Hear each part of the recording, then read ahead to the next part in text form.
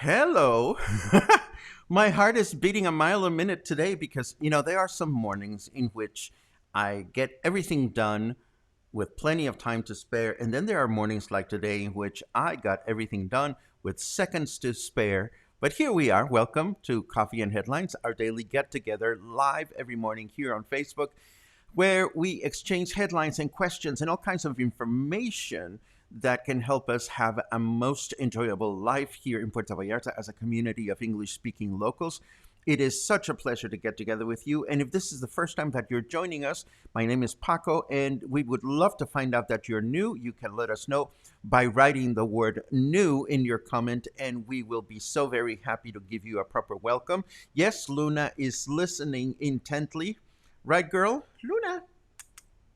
Yes, she is. She is my little counterpart. She helps me with the show notes and all kinds of important things that we take care of here. Today is a big day because we have an update from Governor Alfaro, and we are going to talk about music for cartoons. You asked for it, and we're going to do that today. And we also have some interesting information from the Electoral College and some good news for doctors in the private sector. Vaccines are coming. But before we get into all of this fun stuff, let me take a quick look at who is in the house so that we can say some hellos. Good morning, Raymond. It's always a pleasure to see you. Let's see what else we have. Margaret is checking in from New Westminster. And Susan is checking in from Portland, and Judy is checking in from Arizona. Angelica is checking in from BC. It is great to see you all. It is great to see you joining us this morning. And what else do we have? Of course, if you have anything that is truly important that you wish to share during the broadcast, it helps a lot to have the letter Q at the beginning of your comment. That way, we will be looking for that comment or question. Good morning, Pat. It is great that you're here with us, and thank you very much for your kind words. Yesterday afternoon, I was being very shamelessly coscolino with a young man who was trying to sell me a jacket. That's okay. That's what Sunday Fun Day is for, to learn new words and put them to good use. I hope you were successful, Matthew. Let's see what else we have. We are pretty much there, and we have news to share, so we might as well get started with our news because we have good news from our governor. Let's take a look.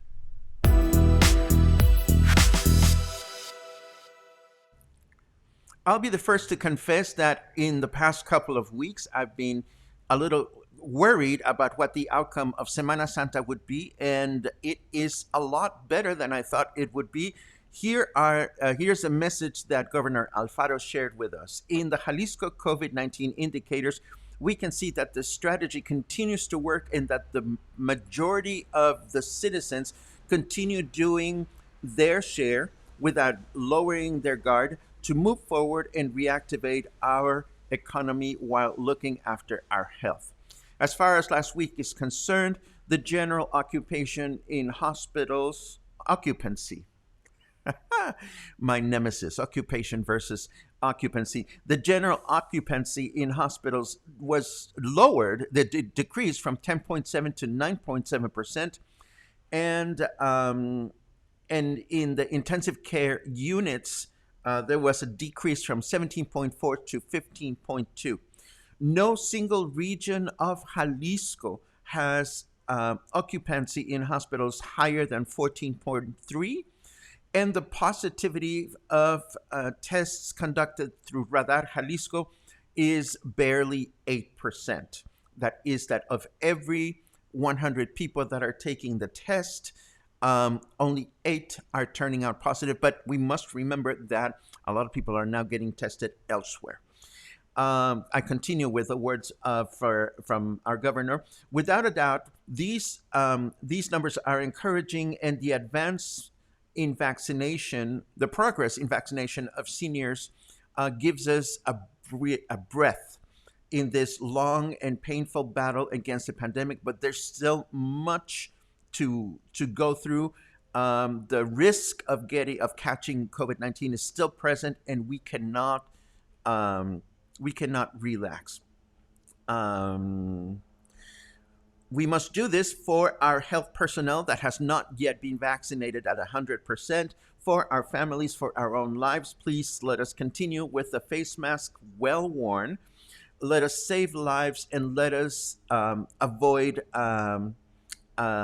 another wave of cases. The future of Jalisco today depends in many ways from your own co-responsibility. So this is what the governor had to tell us. Let us take a look at some of the graphs that he shared with us this time around. First of all, we look at, again, that number, the number of people that are turning out positive through the official testing ground is very low. However, as I mentioned just a second ago, a lot of people are also no longer going to this place because the tests are readily available in other places. But that's not necessarily a bad thing.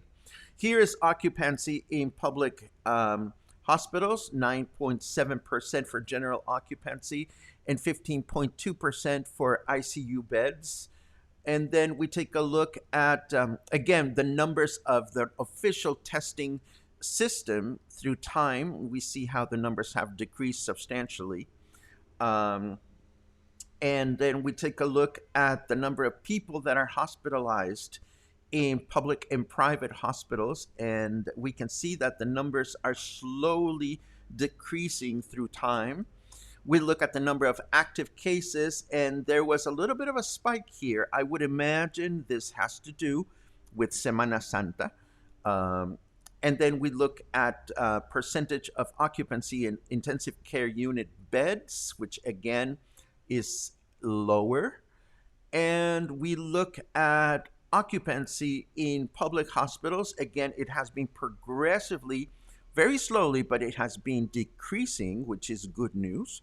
And then, last but not least, we look at our state by regions. It's nice to see that even though Puerto Vallarta is among the higher numbers, Puerto Vallarta and then this other southern region of the state, it's good to see that these numbers are low in general. I remember where numbers up here in the northern part of the state were over 50 something percent just a few weeks ago. So it is comforting to see that most of the strategies put forth by our governor have been working fine. Let me take a quick look at your comments before we continue with our news. Dun, dun, dun, dun, dun, dun, dun. Let's see. I saw a good question, and I'll get to that in a second. Let me just make sure that I'm not missing other important things. Hey, Michael, thank you for the good wishes. Lynn asks, can we trust these reports as there are conversations that election is influencing public numbers? Lynn, I choose to believe that we can trust the reports because these reports are emitted by scientists. And, I would hate to think that a sense of distrust um, or lack of trust would arise from these kinds of numbers. I really choose not to believe that possibility. I think we can trust these numbers, the numbers. I really do. Um, let's see what else we have. Michael before comment made me laugh since it looked like picosito. Well, I can be a little picosito or spicy sometimes. My mother used to call me paquetito, which means little package. Boy, was she wrong. Never mind. I didn't say that. Who here would get on a plane right now? Trucha says, me, no. I actually would get on a plane before I get on a bus. That's for sure. I trust the planes more than I trust the buses that go from one city to another. And I have not been on a city bus, like a public transportation bus, since the pandemic started. I've been making sure that I contribute to the well being of Uber drivers throughout the city. Let me now continue with other headlines that we have. Let me get my notes ready.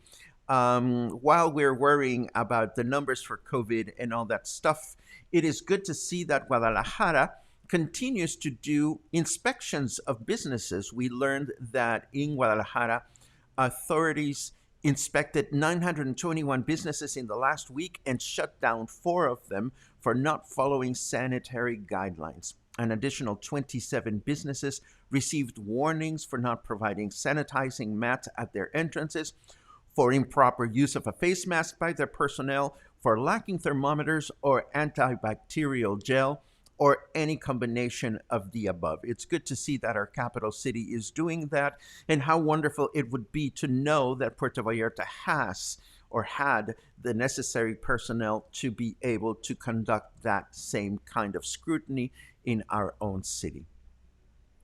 Good news for doctors in our state. 130,000 vaccines arrived in Jalisco, destined for medical personnel in both public and in the private sector. This has happened after much pressure has been applied by Governor Alfaro towards the federal government. The vaccines arrived yesterday, and information as to how, where, and when they will be distributed will probably be announced in the next few days. That said, these vaccines are not for the general public. And it is important to remember that even though a lot of the private medical sector has been pressuring for vaccines, our president, the president of Mexico, Andres Manuel Lopez Obrador, has indicated that private doctors need to wait for their turn like everybody else. A lot of people in the medical community have frowned about these things. So we should consider ourselves fortunate that our governor has chosen to put enough pressure in the federal government that these vaccines have arrived in our state. So this is good news for all these medical doctors and nurses and so forth and so on that have been looking after our well-being for well over a year now. I also want to bring back a topic that we talked about a few days ago, which has to do with political propaganda. How many of these orange chingaderas have you seen in the city? Well, I've seen a ton of them, and I've seen a lot of propaganda that has been posted or distributed or otherwise imposed in our eyesight, in our sight line by the different campaigns that are now working hard at making sure that their candidates are the ones that win. And of course, we've read reports of certain parties removing other parties' campaigns here and there and everywhere. But the bottom line is, we've talked in the past about unwelcome political propaganda in private property. And the Electoral College has been very clear, confirming that it is unlawful for any political party to place any kind of propaganda, such as what we're looking at here, in private property, unless they have a written authorization by the property owner. So if you happen to have a pretty wall on your street, and all of a sudden, um, you realize that something appeared, you can appeal this. You can actually submit a complaint with the website, with the Electoral College website, and they will remove that for you. So I hope this is not happening to anybody here, but I thought you would want to know that. Let me take a quick look at your comments before we move on to the weather and other interesting things. Um, let's see. Let's see. Here we go. Has anyone else noticed large groups of nationals still vacationing? I've been told that hotel resorts are offering convention rooms set up for online classrooms with very special family package rates. I have noticed a lot of people vacationing, absolutely. Um, and good for them. I mean, good for people that are enjoying the time off if they are able to do that. My only wish is that that people vacation responsibly. And again, we've talked about this before. And some people do it, other people don't, and that's just the nature of the beast. But again, we should have by now, at least most of us, learn how to scoot around maskless people as we're moving about the city. Um, let's see. I've been on both. The long haul buses were about one half full and everyone was wearing their masks. I hear you, Brett. My concern has not so much to do with people not wearing masks on buses as much as it has to do with how buses are equipped to properly circulate air. Because we know planes are enclosed, completely enclosed, and they have to be because they fly so high, there's no oxygen out in the sky. So we know that for years, planes have had to deal with mindful filtering of the air particles on a plane. Buses, they travel on land and there's always air outside. So I don't think bus companies have been as careful or have had to be as careful in how they handle air circulation. Maybe I'm being paranoid, and if I am, ni modo. What can I tell you? I just don't feel comfortable going on an ETN or a Primera Plus bus or something like that with all the windows closed and a circulation system that I don't know much about. But I'm looking forward to changing that mindset once I get my vaccine. Um, wow, somebody actually enforcing COVID protocols. Good job. Yes, I think it's absolutely great that this is happening, Steve. Thank you very much for your comment. Let's see. Soho construction condo seems to be shut down. Any news? I don't even know what that is or where it is. So I'm sorry I can't help you with that, Mushi. I haven't seen any headlines to that effect. Um, let's see. Let's see. I would get on a plane. I already did, but even more so now that I have my first Pfizer and I'm ready for the second shot this week. This week, that is great, Linda. Thank you very much for contributing. Boom, pam, pam, pam, pam, pam, pam. Okay, let us continue with our weather forecast.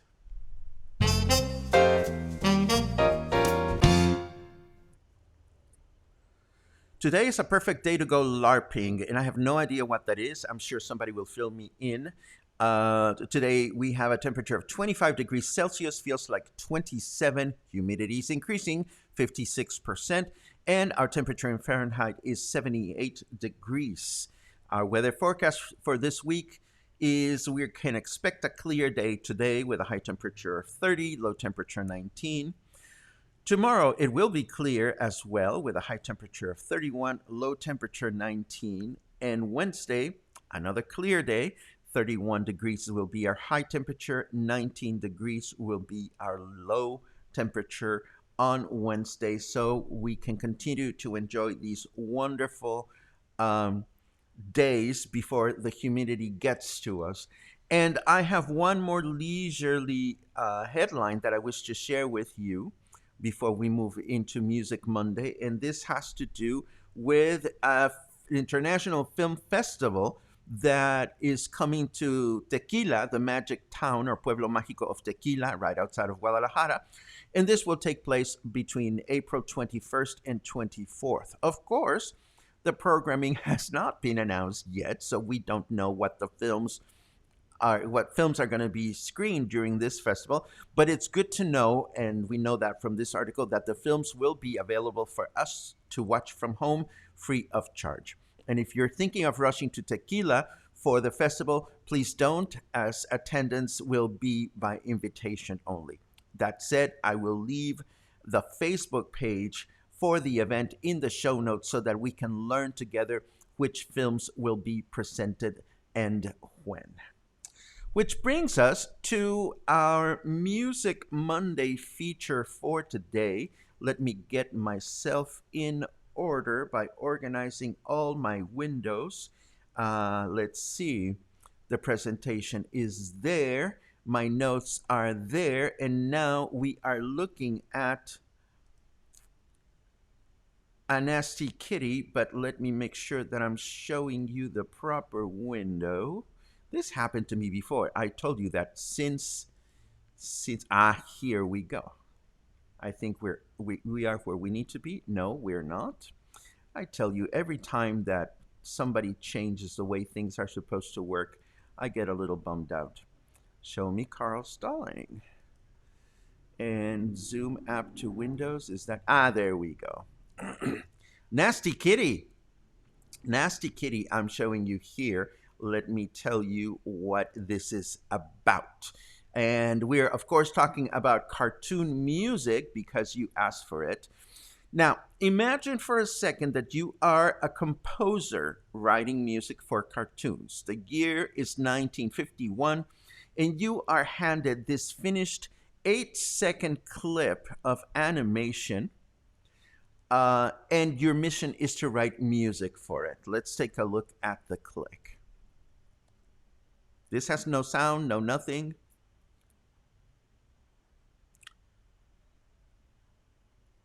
And that's it. It's less than 10 seconds. It's 8 seconds only. Now, we are going to cut to the chase. I'm going to show you the same clip with the music that was composed for it.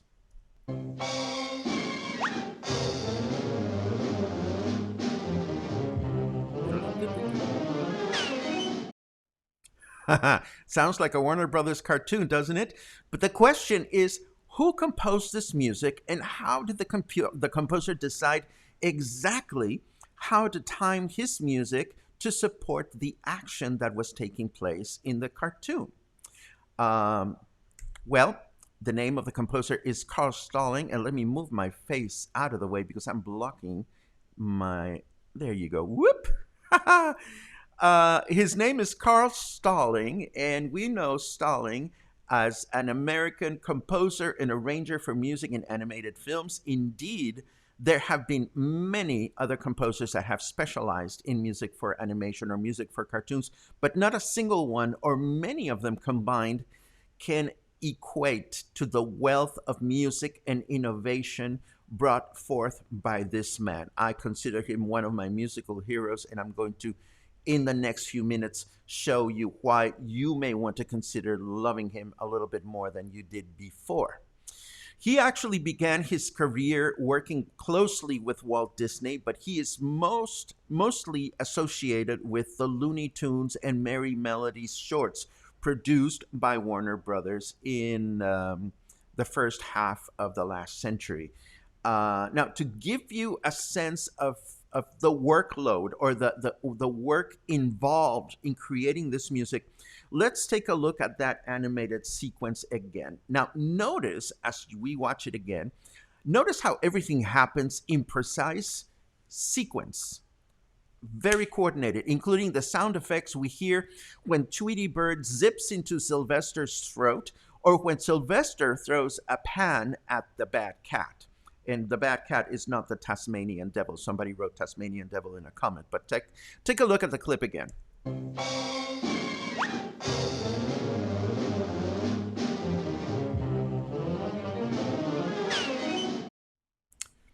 Nasty. Now, let's imagine ourselves in the recording studio with Carl Stalling and his musicians. And in this audio clip that I'm going to present you now, we will listen to Carl Stalling conducting his musicians as they try to play this musical cue, and they go through it several times until they get it right. as you listen, notice the clicking sound that takes place right before each take.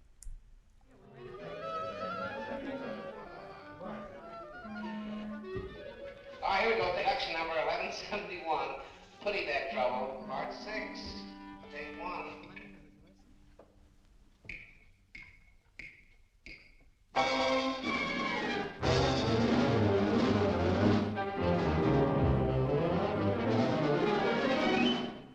That was take 1.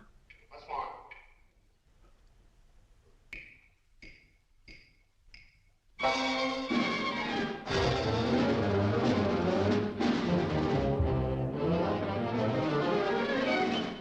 That was take 2. A little bit late on that last thing, Leonard. Once more.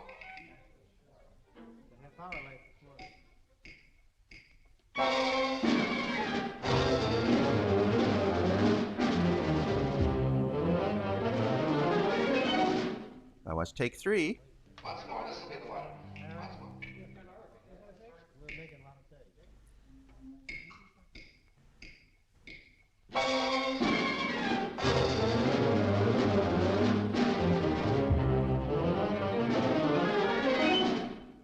That's the one. And they finally got it right. 4 takes. Now, before we get into the music and all that stuff, I want to talk a little bit about that click that you heard before each one of the takes. The click you heard is called the click track, and Carl Stalling is one of the 3 composers credited for its invention. It was originally designed for composers to be able to keep precise time with a film, and it continues to be an essential tool in the recording studio, not only for film music, but also for all kinds of recorded music, pop music, and also, for example, in live pop music concerts, if you have a band that is performing in sync with, say, videos that are playing in the background or pyrotechnics, usually a drummer will have a click track fed through an earpiece so that he or she can continue to play in precise tempo and thus lead the rest of the musicians in keeping that tempo. Now, consider this other clip that I'm going to show you, and notice how it provides delicious opportunities for Carl Stalling to support the action with music. First, we're going to see the 2 cats descending with their prize, which is Tweety Bird, and then they hit the ground, fight for the bird, and bounce 3 times. Let's take a look at it. They're going down, they fight, and bounce, bounce, bounce. Okay, so what kind of tools does a composer have at his or her disposal to support that action in a film? Well, first of all, they're coming down, so we're going to watch this again with the actual music, and we're going to see how when they're coming down, the music is descending as well, and we're going to see how the bounces are reflected with the music. Take a look at it.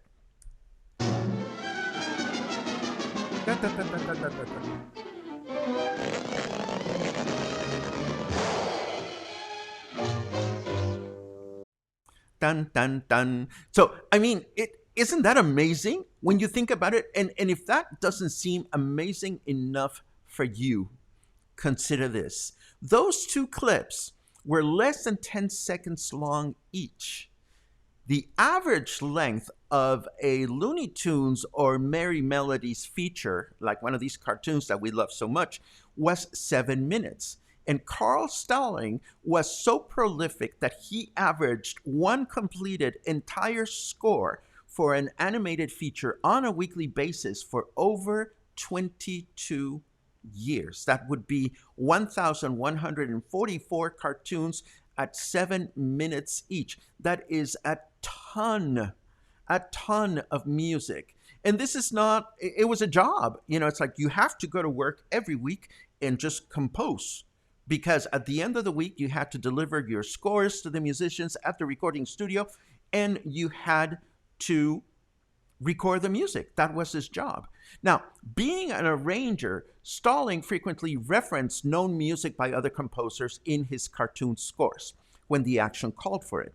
And particularly the music of one very specific composer you probably have not heard much about, if at all. And that would be the wonderful, the amazing Raymond Scott, an American composer, band leader, pianist, record producer, and inventor of electronic instruments. Though Scott never scored cartoon soundtracks, his music is familiar to millions because Carl Stalling adapted it in over 120 Bugs Bunny, Porky Pig, Daffy Duck, and other Warner Brothers Looney Tunes and Merry Melodies cartoons. He worked under contract with Warner Brothers, licensing his music for whatever needs the studio had, which is not that different to what we do today. For example, when I put together these videos that I share with you, and sometimes they have music in the background, it's music that has been licensed so that you can actually use the music over and over and again without infringing copyright law. Um, anyhow, um, as you probably have heard a lot of his music, but never knew it was Raymond Scott's music. Let me play you a bit of one of his most popular compositions. It's called Powerhouse, and you can let me know if you've heard this music before. If you like Warner Brothers cartoons, I can bet that you will recognize this music.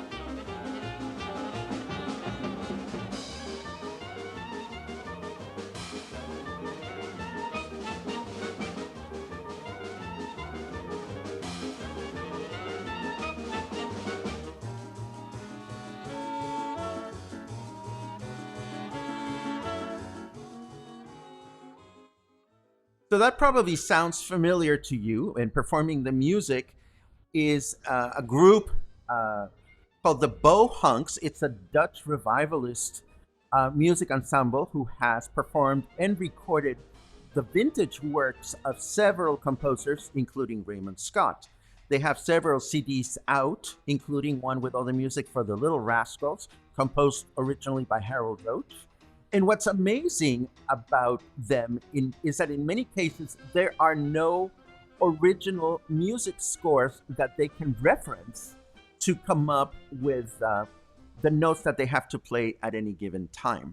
So what they've done is they've transcribed all the music note by note so that they can absolutely perform it the way it was composed. So we've only scratched the surface when it comes to these amazing musicians. But if the subject matter intrigues you, there are three albums that you will want to check out from left to right. That would be the Carl Stalling Project, which features the original music from many Warner Brothers cartoons, as arranged and conducted by Carl Stalling. Then we have in the middle the Bo Hunks tribute album to Raymond Scott, which these are the musicians we just watched playing the music in a television studio.